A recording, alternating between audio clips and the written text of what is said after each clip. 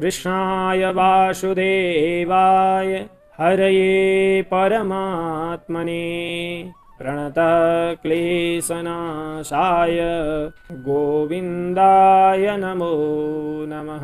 भन्नुष भागवत भगवान को, श्री सद्गुरुदेव भगवान को, श्री वेद व्यास भगवान को, श्री सुखदेव जी महाराज को, राष्ट्रदेव पशुपतिनाथ को, वृंदावन बिहारी लाल को, तीर्थमयी नेपाल जननी को। जय जय श्री राधे श्याम। परम मंगलमय अखिल कोटि ब्रह्मांड नायक अनंतानंद कल्याण गुणगण निलय निभृत निकुंज विहारी रास रासेश्वर भगवान श्री हरि श्री कृष्ण सर्वेश्वर मधुसूदन को साक्षात वांग्मय प्रतिमूर्ति श्रीमद् भागवत महापुराण जसको सायंकालीन स्वाध्याय कक्षा विशेषमा हामी आज पनि यस दिव्य सायंकालीन स्वाध्याय कक्षामा उपस्थित भएका छौं। हामी यस स्वाध्याय कक्षाका माध्यमबाट श्रीमद् भागवत महापुराण भित्र अन्तर्निहित भगवान श्री कृष्णका संस्कृतमयी अक्षर विग्रहहरूलाई सरसर्ती हेर्ने प्रयत्न गरिरहेका छौं। भागवत भागीरथीमा स्नान आचमन आदि गर्ने प्रयत्न गरिरहेका छौं। परमानन्दको अनुभव गर्ने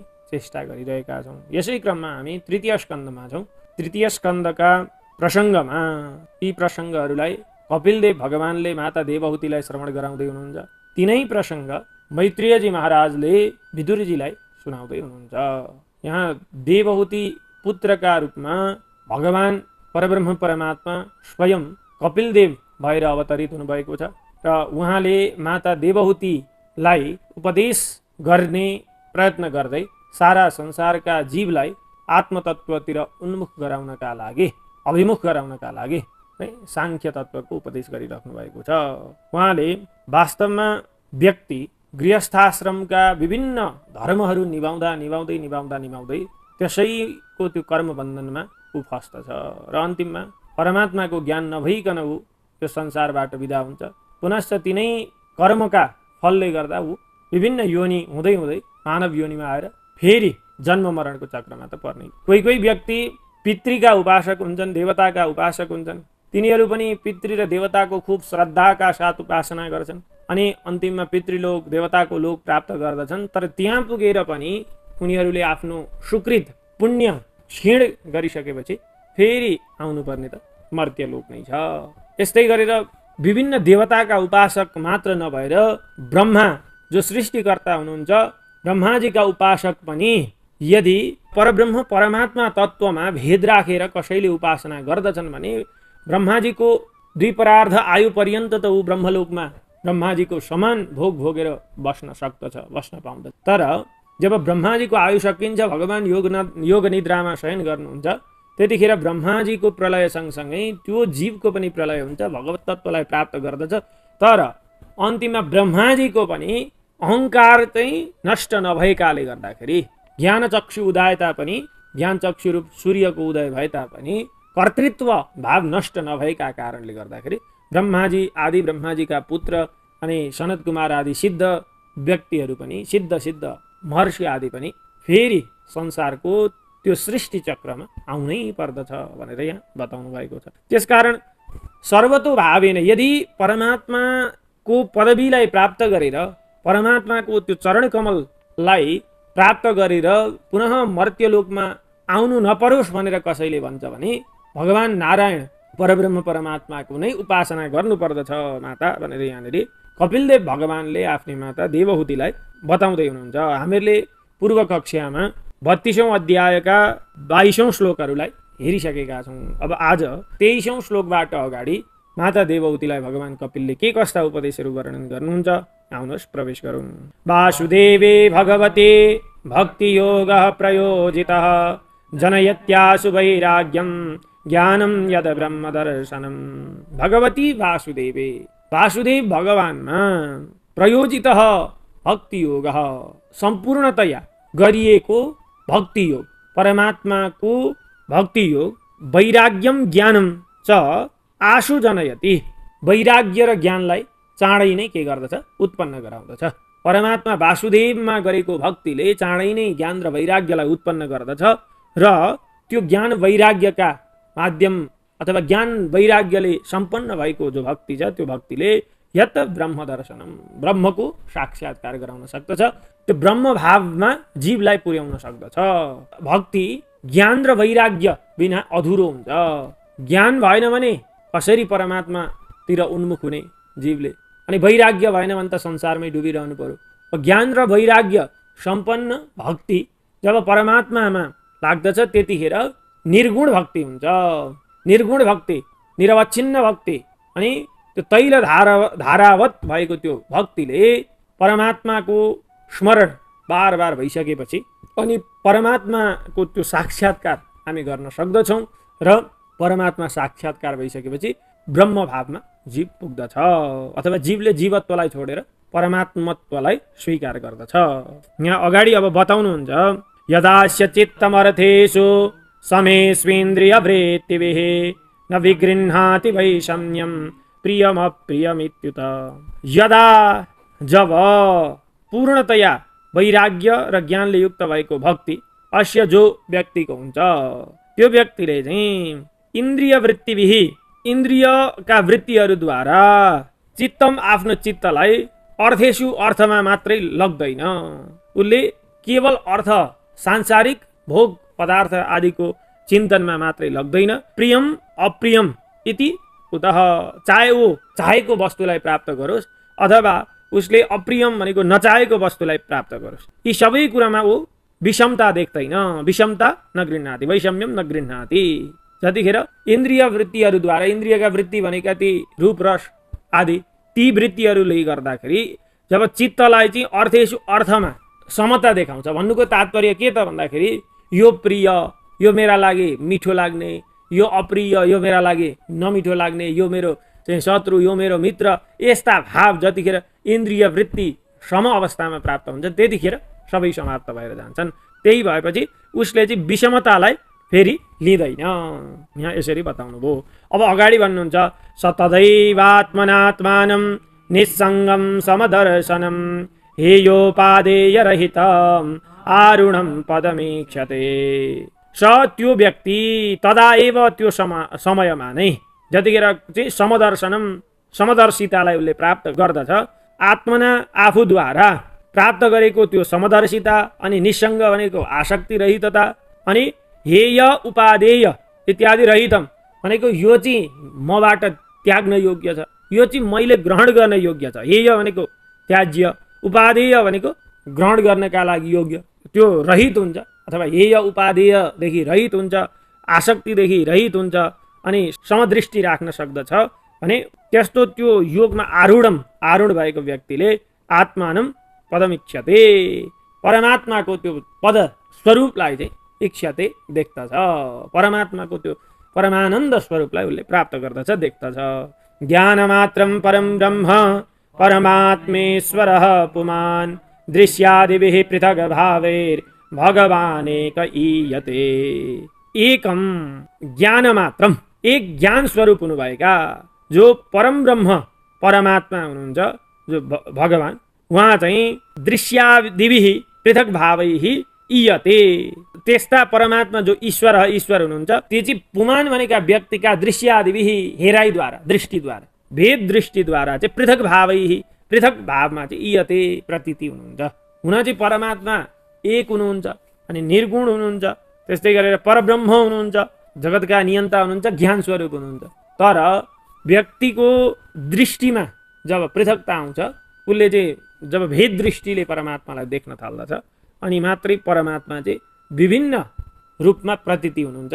यदि भेद दृष्टि नराख्ने हो भने परमात्मा एकै स्वरूपको हुनुहुन्छ भनेर यहाँ बताउनु भयो। अगाडि भन्नुहुन्छ, एतावानेव योगेन समग्रेणेह योगिनः युज्यते विमतो ह्यर्थो यदसङ्गस्तु कृत्स्नसः।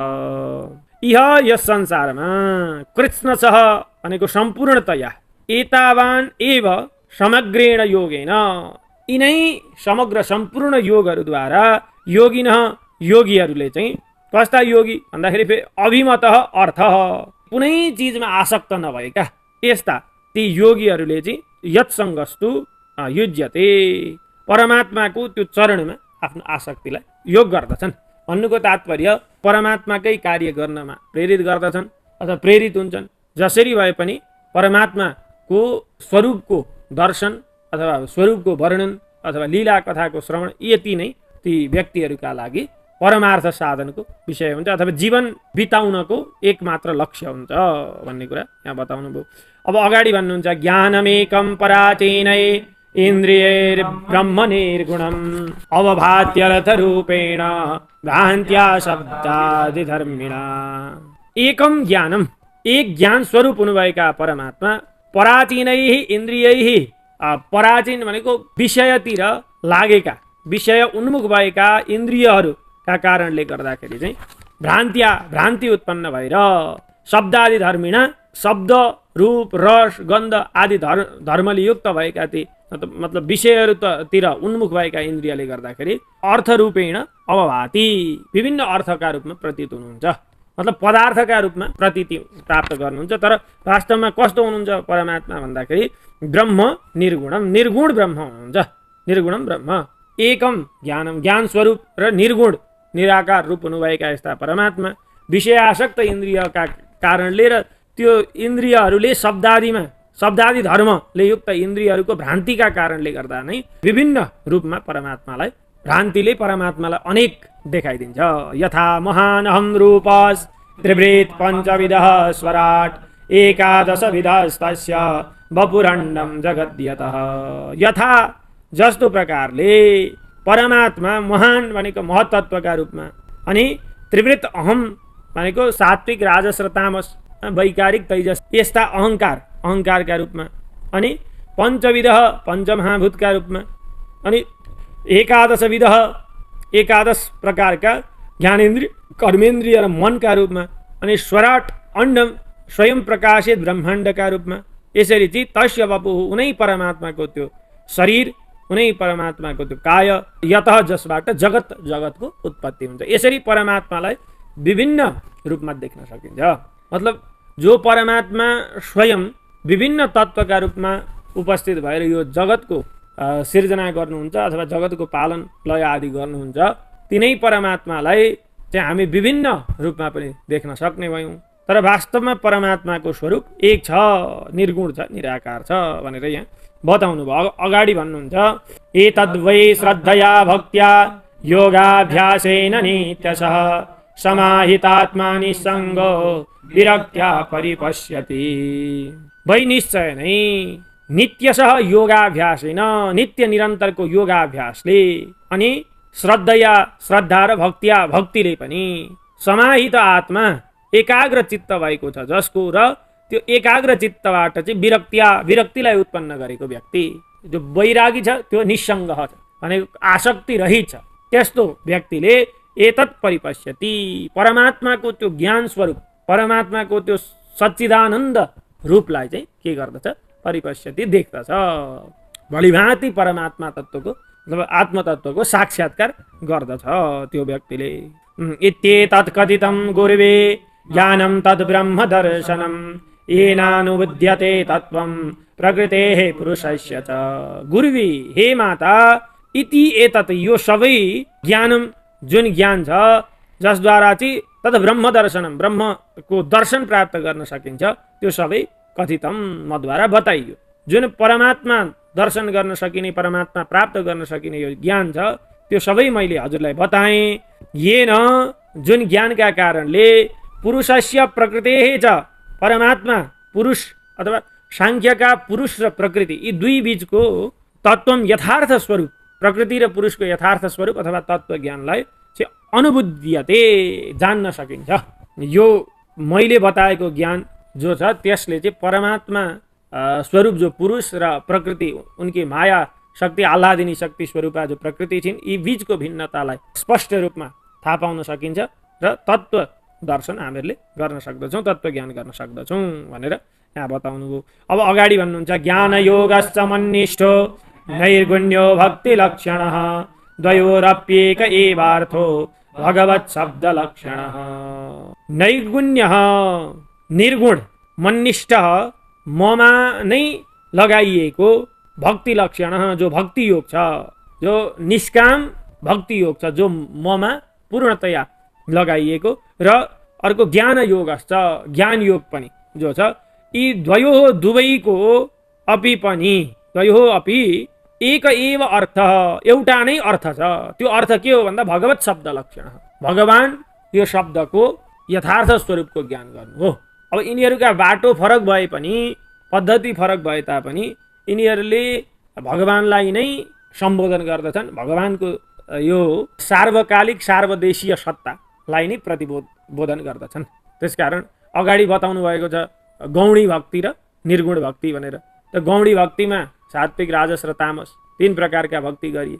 जसले आफ्नो इष्ट देवताको सत्तालाई चाहिँ स्वीकार्छ र तिनै परमात्माको अर्को स्वरूप, अर्काको इष्ट देवताको सत्तालाई चाहिँ स्वीकार गर्दैन, त्यो वास्तवमा तामस भक्त हो।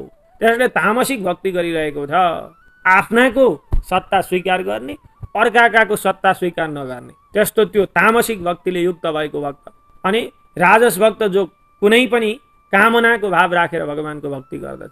अनि सात्विक भक्त जो पापको क्षयका निमित्त र कर्तव्य सम्झेर परमात्माको भक्ति गर्दछ, त्यो सात्विक भक्त। यी सबैभन्दा पनि सर्वश्रेष्ठ भक्ति भनेको निर्गुण अनि निष्काम भक्ति रहेको छ, जो चाहिँ जलको प्रवाह निरन्तर समुद्रलाई पछ्याइरहे जस्तै भक्तको मनमा निरन्तर परमात्माको प्राप्तिको त्यो भाव जब उत्पन्न हुन्छ र कुनै त्यस्तो एक क्षण पनि भक्तले परमात्मालाई नसम्झिरहन सक्दैन, त्यो भक्ति नै सर्वश्रेष्ठ भक्ति हो भनेर अगाडि बताउनु भएको छ। त्यही कुरालाई यहाँ भन्नुभयो। यो ज्ञान योग र भक्ति योग, यो दुवैको लक्ष्य के हो भन्दा परमात्माको प्राप्ति हो। जसरी जलको प्रवाहको लक्ष्य समुद्र प्राप्ति हुन्छ, त्यस्तै गरेर भक्ति योग अथवा ज्ञान योग यी दुवैको लक्ष्य एउटै हो, त्यो भनेको परमात्मा तत्त्वको प्राप्ति हो भनेर बताउनु भयो। अब अगाडि भन्नुहुन्छ यथेन्द्रियै पृथक द्वारे अर्थो बहुगुणाश्रयः एको नाने यते तद्वद भगवान शास्त्रवर्त्मभिः। बहुगुणाश्रयः, जसरी धेरै गुणको आश्रयले युक्त भएको इन्द्रियहरूद्वारा यथा जसरी पृथक द्वारै, ती इन्द्रियहरू कस्ता छन् त भन्दाखेरि भिन्न भिन्न द्वारले युक्त भएका छन्। इन्द्रियहरूका विभिन्न विषयहरू छन्। तिनीहरूले के गर्दछ भन्दा एक परमात्मालाई चाहिँ नाना इयते भनेको नाना प्रकारमा देख्दछ अथवा भिन्न भिन्न रूपमा देख्दछ। तद्वत भनेको त्यस्तै गरेर शास्त्रवर्त्मभिः भगवान अर्थ, त्यस्तै गरेर शास्त्रहरूका पनि विभिन्न बाटाहरू छन्। शास्त्रहरूले विभिन्न मार्गद्वारा परमात्मा प्राप्तिका चाहिँ विचारहरूलाई प्रतिपादन गरेका छन्। विभिन्न विचारहरूले विभिन्न मार्गको प्रतिपादन गरेका छन्। त्यसकारण यसमा यो त्यो तेरो मेरो भन्ने कुरो हुँदैन, सबै मार्गको एउटै लक्ष्य हो। त्यसकारण उद्देश्य परमात्मा प्राप्ति, जुन मार्गले पनि परमात्मालाई यदि प्राप्त गराउँछ भने त्यो सार्थक मार्ग हुन्छ भन्ने यहाँ बताउनु भयो। अब अगाडि भन्नुहुन्छ क्रियाया क्रतुभिर्दानैः तप स्वाध्याय महर्षणैः आत्मेन्द्रियजयेनापि सन्न्यासेन च कर्मणां। क्रियाया विभिन्न कर्महरूद्वारा, अनि क्रतुभि यज्ञ दानैः दानहरू, तपः तपस्या, स्वाध्याय आदि, अनि मर्शनैः भनेको विभिन्न परामर्श विचार विमर्श आदि, वेदका वाणीहरूको विमर्श, अनि आत्म इन्द्रिय जय, आत्म भनेको प्राणको जय, इन्द्रिय जय इन्द्रियहरूमाथि विजय, यिनीहरूले पनि विजयेन अपि, यी सबैले पनि, र सन्न्यासेन च कर्मणां सन्न्यासेन च, सम्पूर्ण प्रकारले कर्मको फल र कर्मलाई भगवानमा अर्पण गर्नु नि के हो, सन्यास हो। त्यो यसरी पनि परमात्मालाई के गर्न सकियो, प्राप्त गर्न सकियो। अब अगाडि भन्नुहुन्छ योगेन विविधाङ्गेन भक्ति योगेन चैवहि धर्मेणो भय चिन्नेन यः प्रवृत्ति निवृत्तिमान्। विविधाङ्गेन योगेन, विविध अङ्ग भएको योग मार्गद्वारा, अष्टाङ्ग योग मार्गद्वारा अथवा भक्ति योगेन च एव, भक्ति योगद्वारा पनि निश्चय नै, अथवा उभय चिन्नेन धर्मेण, वेदद्वारा बताइएको विधि र निषेध मार्ग रूप धर्मद्वारा, यह जो प्रवृत्ति निवृत्तिमान, सांसारिक जस्तो देखिनु पनि हुने, अनि निवृत्तिमान भनेको निर्गुण निराकार स्वरूपमा पनि रहनुहुने यस्ता परमात्मालाई प्राप्त गर्न सकिन्छ भन्नुभयो। अब अगाडि भन्नुहुन्छ आत्मतत्त्वावबोधेन वैराग्येण दृढेन च ईयते भगवानेभिः सगुणो निर्गुणः स्वदृक्। परमात्मा कस्तो हुनुहुन्छ भन्दा सगुण स्वरूप हुनुहुन्छ, अथवा निर्गुण स्वरूप, स्वदृक् स्वयं द्रष्टा स्वरूप हुनुहुन्छ, अथवा प्रकाशित हुनुहुन्छ। यस्ता परमात्मा आत्मतत्व अवबोधेन, आत्मतत्वको ज्ञानद्वारा दृढेन वैराग्येन च भनेको बलियो बलिष्ठ वैराग्यद्वारा पनि अनि एभिहि यी विभिन्न कर्महरूद्वारा माथि बताइएका विभिन्न कर्महरूद्वारा पनि भगवान ईयते प्राप्त गर्न सकिन्छ। भगवानको त्यो चेष्टालाई थाहा पाउन सकिन्छ, भगवानको प्रतीतिलाई देख्न सकिन्छ। प्रावोचम भक्ति योगस्य स्वरूपम ते चतुर्विधम कालस्य चाव्यक्त गतेर योऽन्तर्धावति जन्तुषु। हे माता ए आमा, ते हजुरलाई चतुर्विधम भक्ति योगस्य स्वरूपम प्रावोचम, 4 प्रकारका भक्ति योगको स्वरूप मैले बताएँ। अगाडि भनेकै यिनै सात्विक राजस तामस र निर्गुण वाला यी 4 प्रकारका भक्ति योगको स्वरूपलाई मैले बताएँ। अनि जन्तुषु अन्तर्धावति, यह जन्तुषु भनेका सारा प्राणीहरूका अन्तःकरणमा जीवन मरण प्रदान गर्दै गर्दै कालस्वरूप भएर यह जो परमात्मा अव्यक्त गते, अव्यक्त गति नदेखिने तरिकाले हिँड्नुहुन्छ, यस्ता कालस्य काल पुरुषका बारेमा पनि मैले बताएँ। कालका स्वरूपमा पुरुष प्राणीहरूभित्र रहेर अव्यक्त भएर हिँड्नुहुने परमात्माको बारेमा पनि मैले बताएँ। 4 प्रकारका भक्ति योगको पनि वर्णन गरेँ भन्नुहुन्छ। अब अगाडि जीवस्य संसृतिर्बौहे र विद्या कर्म निर्मिताः या स्वङ्ग प्रविशन्नात्मा न वेद गतिमात्मनः। अविद्या कर्म निर्मिता, अविद्या र कर्म निर्मिता मतलब अज्ञानले ढाकिएका ती जो जीवहरू छन् तिनीहरूले गरेका कर्म र ती कर्म फल अनुसार पाउने भएको जीवस्य जीवको बहुही संस्कृति धेरै प्रकारका जन्महरू छन्। उसको अविद्या र कर्मले प्राप्त गर्नेवाला धेरै खालका जन्महरू छन्। संस्कृति भनेको जन्म हैन। यासु ती जन्महरूमा प्रवेश गर्ने बित्तिकै हे अङ्ग, यहाँ मैत्रेयजी भन्दै हुनुहुन्छ, हे विदुर महाराज, त्यो जीवात्माले आत्मनः गति नभएर आफ्नो वास्तविक स्वरूपलाई जान्दैन। अविद्या र कर्मले गर्दाखेरि उसले धेरै प्रकारका जन्महरूमा आफूलाई पाउँछ। अनि त्यसो भइसकेपछि उसले वास्तविक आफ्नो स्वरूप चाहिँ बिर्सिन्छ, के हो उसले थाहा पाउँदैन भनेर यहाँ बताउनु भयो। अब अगाडि भन्नुहुन्छ, नै तत खलायोपदिशेन नाविनीताय कर्हि चेत न स्तब्धाय न भिन्नाय नैव धर्म ध्वजाय च। खलाय एतत् न, दुष्ट व्यक्तिहरूका लागि यो उपदेश ठिक छैन, अथवा यो उपदेश दुष्ट व्यक्तिहरूलाई नगर्नुहोला।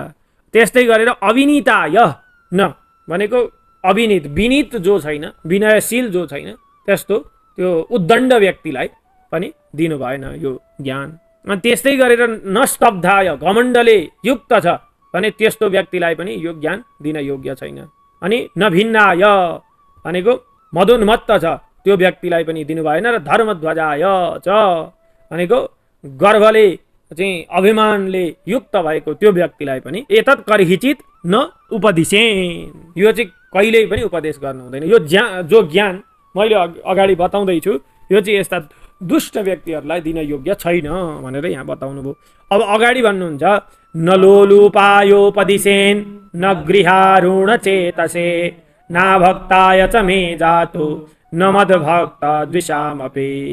लोलुपाय, काम लोलुप भएको त्यस्तो व्यक्तिलाई पनि न उपदिशेत, यो उपदेश नगर्नु होला।